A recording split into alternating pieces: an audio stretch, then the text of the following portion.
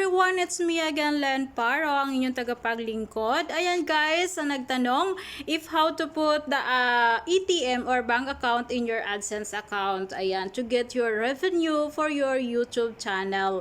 Ayan, syempre guys, you need to sign in. If you are not yet signed in your AdSense account, you need to sign in. Just put your email address and then syempre your password. And then syempre guys, we need to click this Google AdSense, and then you can click the you can go to your AdSense site. Ayan, dito tayo sa ating balance. Sa right side, you have three dots, and then just click the three dots. Ayan, and then view payments. Ayan, so you can add your payments, bank account or your ATM. Ayan guys, how you get paid. So you need to add your bank account or ATM. So click the add payment method, and then dito guys makikita ninyo your name on your bank account. So you can put your name on your bank account or your ATM bank account name. So just put here,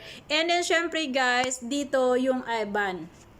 Yung IBAN guys, it is a country code kung nasaan ka na mundo or nasaan kang country. So dito guys, it's very difficult to know in our bank office. Ito guys ay hindi basta-basta ibinibigay, especially kung nasa ibang bansa ka. Na So, magpapatanong ka you need sa to, iyong bangko para makita kailangan itong mo IBAN. na. So, and then syempre itong Swift BIC, nakikita lang natin to sa Google. Pag ginugol mo, it is a very easy way to get the code from in your bank. I-search nyo lang yung bangko, pero itong IBAN guys ay hindi basta-basta nila ibinibigay. So ito ay napakahirap. So yun guys, kasi kapag once na naka-address yung iyong bank account or yung YouTube channel or yung AdSense mo sa ibang bansa na kinaroroonan mo, dito tayo nahihirapan. But we have another way, or you have another choice na makapagbigay ka o makapaglagay ka ng iyong bank account or ATM account para maano mo siya, maklaim mo through ATM or bank account yung iyong sahod or revenue sa YouTube. So after you put this this one guys, you can save that link para masave at doon mapunta yung revenue mo. So kung nasa ibang bansa ka at naka-address ka sa ibang bansa at hinihingi nila, katulad dito guys, bank account must be located in United Arab Emirates, because I put my address here to get the PIN. But ito yung guys, hirap talaga na makita ito. But you have a choice para mailagay mo pa rin yung bank account mo. So don't forget to save pag nailagay nyo na. And then cancel natin to, punta tayo sa next way. So this one guys, the next way para makita mo pa rin or mailagay mo pa rin on your bank account or ATM yung revenue mo, just go to your Chrome site, and then syempre guys, just click your YouTube channel or YouTube.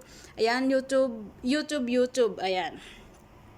So, or dito guys, pwede din dito, and then syempre punta tayo dito sa ating homepage, and then punta tayo sa ating profile, and then syempre just click the manage your Google accounts. Ayan. And then syempre we are here in the information. Ayan, dito tayo guys sa ating payment and subscription. Ayan. So dito guys, kung makikita ninyo, add your payment. So dito ayan, makikita ninyo yan. Ayan, i-click nyo lang to, add your payment or add your payment method. So, credit or debit card.